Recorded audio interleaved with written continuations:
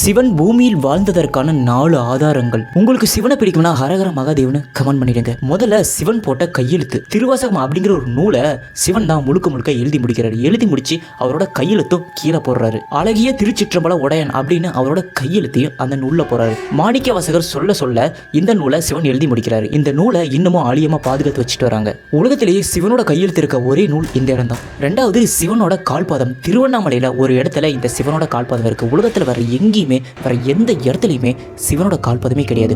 இருக்கிற ஒரே ஒரு இடம் திருவண்ணாமலையில் இருக்க அந்த கால்பாதம் தான். இந்த கால்பாதத்தை பல சித்தர்களும் முனிவர்களும் வணங்கிட்டு இருக்காங்க. சில மக்கள் மட்டுமே அங்க கஷ்டப்பட்டு போய் பல ஆபத்துக்களை கடந்து அங்க இருக்கிற பாதத்தை வணங்குறாங்க. இந்த கால்பாதத்தை பார்க்க மனிதனோட கால்பாதம் மாதிரியே இருக்காது. அதாவது ஒரு சாதாரணமான கால்பாதம் மாதிரியே இருக்குது.